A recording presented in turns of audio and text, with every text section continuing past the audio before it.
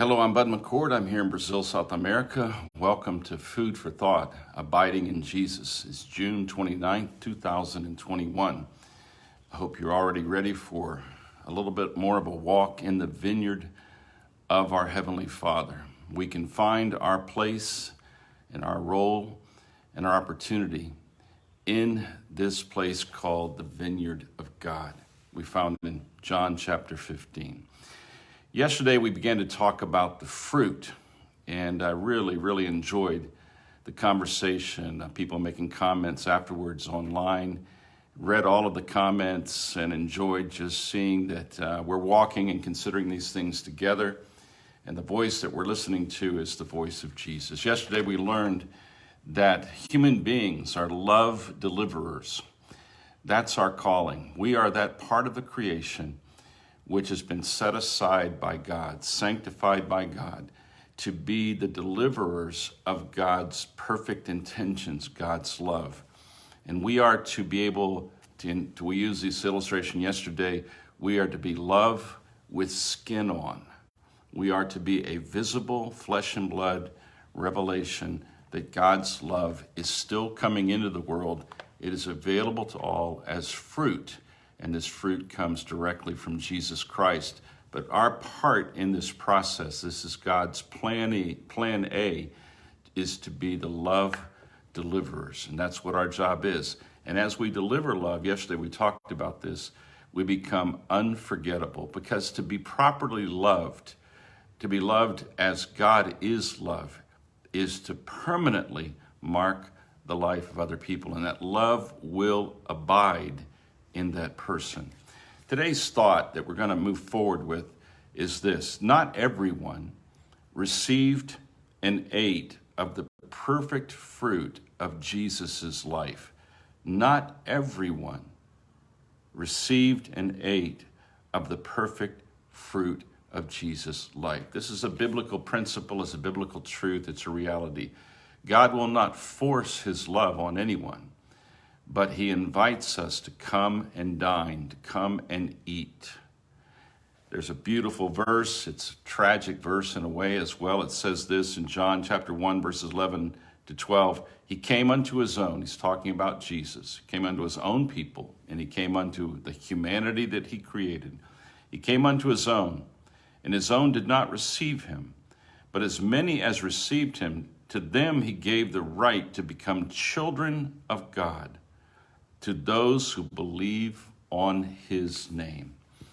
When we believe on Jesus as the Son of God, we believe on Jesus as the Messiah, we believe on Jesus, we believe this one who said that he is the light, he is the way, he is the truth, and he is all these things for us, then he invites us to receive him, and this gives us the capacity and the right to become the family of God, the sons and daughters of God.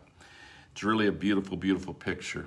C.S. Lewis, one of the authors that's most influenced me over the years, used a very unusual illustration to describe how this receiving of Jesus takes place in the world. He called the spreading of the love and the life of Jesus among human beings, he called it a good infection.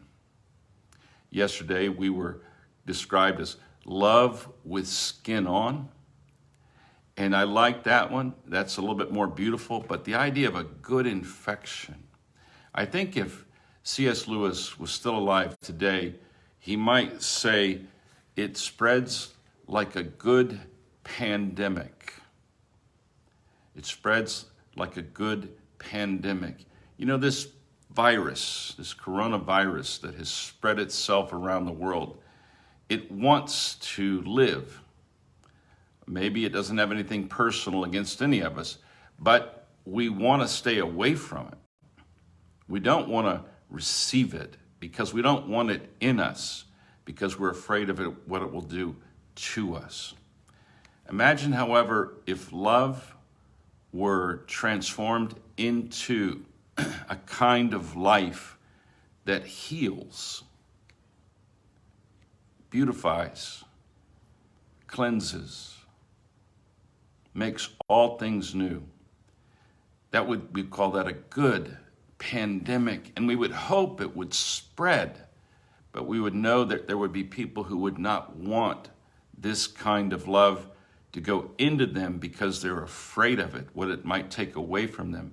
And of course, we would all be saying to them, no, you need to take this, you need to receive this, because Jesus only means good for you, and you will be. And he became the cure for us. He took the pain upon himself, and he paid for our sins, and he invites us to believe in him, to let him enter into our lives.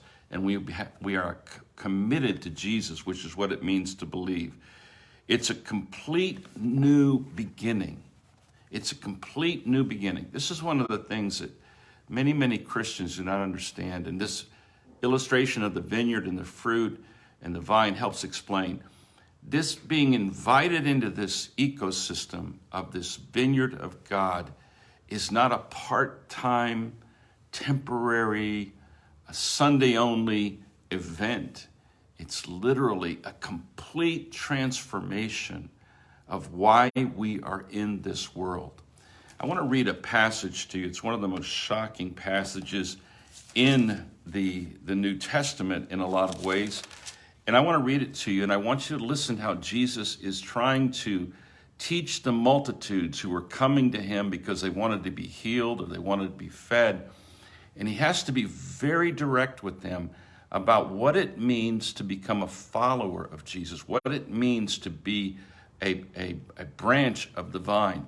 But he uses a very specific kind of shocking statement, and I want us to pay attention to it. It has a lot to do with what it means to be fruit. It said, now great multitudes went with him, and he turned and said to them, if anyone comes to me and does not hate his father and mother, wife and children, brothers and sisters, yes, and his own life also, he cannot be my disciple. And whoever does not bear his cross and come after me cannot be my disciple. For which of you intending to build a tower does not sit down first and count the cost, whether he has enough to finish it, lest after he has laid the foundation and is not able to finish, all who see it begin to mock him, saying, this man began to build and was not able to finish. Or what king going to make a war against another king does not sit down first and consider whether he is able with 10,000 to meet him who comes against him with 20,000? Or else, while the other is still a great way off, he sends a delegation and asks conditions of peace. So likewise, whoever of you does not forsake all that he has cannot be my disciple. Salt is good, but if the salt has lost its flavor, how shall it be seasoned?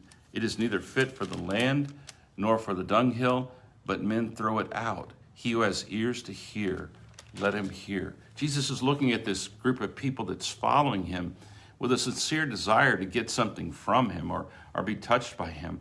And he has to stop them and say, look, you have to take me into your life like the good infection. You have to be fully under my power in order to become the love deliverers. When Jesus says that we have to hate our father and our mothers and our brothers and our sisters and ourselves, he's saying something a little bit like this. You must be cured. In order for you to truly love your mother, your father, your brothers or sisters, and even your own life, in order for you to be able to build the house and have enough to pay it off, or to go to war and actually win the war, and if you do not deny yourself, and literally deny yourself means you look at Jesus and you understand if he doesn't come inside, if he doesn't come into me, then I will die from sin, which is the other pandemic that races around the world and tries to destroy people. But if I receive Jesus, but I have to come up to Jesus, I have to move up and out of the lower levels of everything that's happening in the world, and I have to see only Jesus and hear only Jesus and love only Jesus and live only Jesus. And then I will be fruit, because what then can happen is this. Once I come up into the life of Jesus, then I can go back as fruit, the fruit of the good pandemic, the fruit of the good infection, and I can go back and hopefully I can convince my mother, my father, my brothers and my sisters, and everyone else in my life that I do love. And I can begin to build a life that is going to finish correctly. And I'm going to be able to go to war with the things that are against God and win the victory. And this is really the part that's most beautiful. I can become salt. Salt is like a vaccine in this thing. It's like you're saying, I can bring you the taste of God's love, the same taste that was given to me. But if I stay down here in the middle of the normal part of this world, the way it always operates, and I find my life here in my family, I find my life in my own abilities and my own resources, and I find my life in my own in my own way, then I lose my life because I need to go to the cure. I need to go up into the life of Jesus. I need to be born from above. I need to experience a new birth. I need to become the deliverer of the cure. But if I first have to go, I have to let go of everything else, everything. And then I go to Jesus. And I'm risking everything because I'm going to go to Jesus and I'm going to believe in Jesus. And then when he takes me into the light, then he sends me back and I become a fruit bearer. They're different metaphors, but it's the same truth. God must first pull us up, out, and above. Jesus came from above. He is the kingdom that has come down. And he comes so far down that he becomes flesh and blood, but still he's different. And he looks at people and he says, go and sell all that you have and give it to the poor and come and follow me. But he also says, look, I know you love your family. I know you have plans. I know you have dreams. I know you want to have a meaningful life. But first, forget all of that. Come up with me. Come to me, and I'll make you a part of this good pandemic. The spreading of the divine love, but it's voluntary. So your mother and your father and your sisters and your brothers and other people around you, and you will say, yeah, it's still me. I'm Bud. I'm Bud. I'm your son. I'm your friend. But everything changed. I was pulled up and out, and I'm born again. I'm from above, and I've come back to love you with skin on. That's what it means to be fruit. It's almost like small batch love. Little grapes given freely. Imagine today if every single Christian around the world, there may be as many as 2 billion people in this world who claim to be Christians. Imagine if they were all absolutely convinced that they could never die. That's what Jesus said. He who believes in me will never die. What if they all believed that they have living water? What if they all believed that they can walk in the light? What if they all believed that they're never going to die and they're going to heaven when they die? And then Jesus said, as the Father sent me, so send I you. He said, look, you are carrying now the divine life. Now you go. Go back to your family. Go back to your friends. Go back to what you were building in your life, to your career and other things. But don't go back to stay. Go back to call people up into the divine life. As many as received him, and we get to offer Jesus to them, and we get to give them this fruit. We get to give them this fruit with the skin of love on it. And then we say, come up, come out. Believe me, trust me. There's a cure for our sin. There's a forgiveness for our sin. It's really a beautiful opportunity. But you personally have got to deny yourself. You have to come up and out. You meet Jesus and he pulls you up. He takes you into the kingdom of light. But he doesn't put you in the kingdom of light to judge anybody. He puts you in the kingdom of light so you can see where you're going and not stumble, so that you can go back into the world and love people. And then one day your life is going to end and my life is going to end. And then I'm just going to keep going up, back into the presence of God. But I have a feeling that for all eternity, we'll be the love deliverers. We'll be the bride of Christ. It's going to be plenty busy and exciting, and it's not going to be sitting around. It's going to be celebrating this good pandemic, which is the life of God that came back to save us and to cure us. I think it's just beautiful. I love being a part of this plan. I love being a part of the vineyard. I love being a disciple of Jesus. But to be a disciple of Jesus, I had to come up and out of everything, and I had to go to the cure. And when I received Jesus, he gave me the cure. Now he's given me the life. So to me to live is Christ. Think on that. It's really cool. I woke up thinking about it early this morning, and it's just got more and more exciting the more I thought about it. God bless you. Have a great day.